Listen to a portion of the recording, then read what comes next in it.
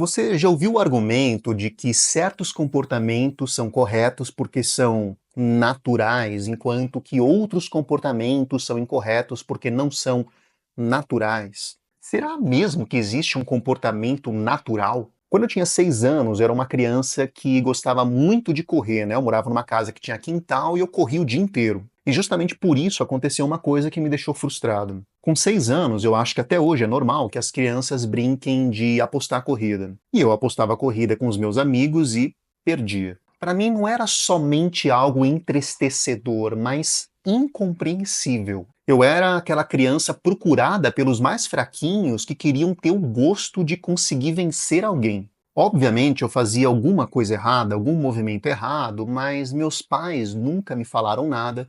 Minha professora de educação física da escola que me via correr também nunca me falou nada. Eu não tinha nenhuma referência sobre a inadequação do meu jeito de correr. E olha que curioso, um certo dia passou um episódio do Chapolin Colorado que abordava a cultura japonesa. Nesse episódio, os personagens japoneses caminhavam de uma maneira engraçadinha, com passinhos curtos. Era o auge do Chaves e do Chapolin, todo mundo assistia. E no dia seguinte, lá estava eu na escola, correndo, quando alguém fez o seguinte comentário. Nossa, não é que é verdade que os japoneses correm com passinhos curtos? Até então, ninguém tinha me falado isso. Nem meus pais, nem a professora, nem meus colegas. Ninguém tinha reparado que eu corria com passos curtos. Momento bullying, eu era o alvo da risada de todo mundo, inclusive da professora, mas eu consegui fazer do limão uma limonada. Pela primeira vez, eu percebi que esse era o erro.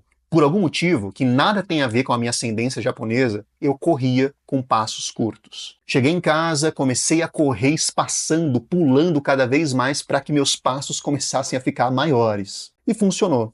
No ano seguinte, quando eu tinha 7 anos, o jogo virou. Eu passei a ser justamente o escolhido para correr nessas competições interclasses. Eu contei esse breve relato autobiográfico justamente para ilustrar uma tese que não é minha, mas da fenomenologia, a tese de que não existe um comportamento natural. Os nossos comportamentos não seguem posições absolutas de uma natureza do tipo biológica, moral ou espiritual. Não que aspectos biológicos não interfiram no nosso comportamento. Parece evidente que sim. Há delimitações impostas por questões físicas. Com o meu corpo, por exemplo, eu não posso voar. No entanto, com o meu corpo, eu posso criar um mecanismo que me permita voar. Se existe natureza, ela até pode me influenciar, mas ela não me determina. Perceba pelo meu relato que a natureza não me ensinou a correr. Correr não é natural.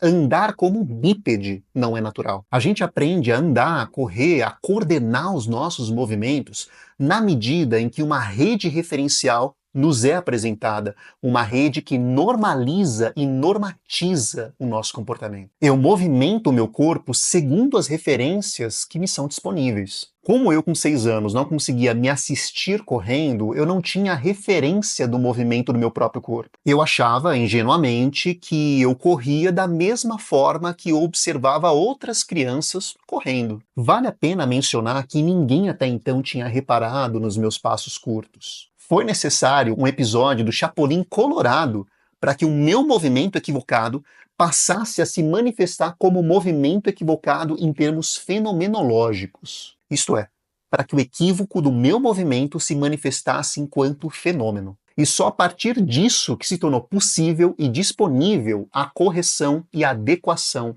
do meu movimento.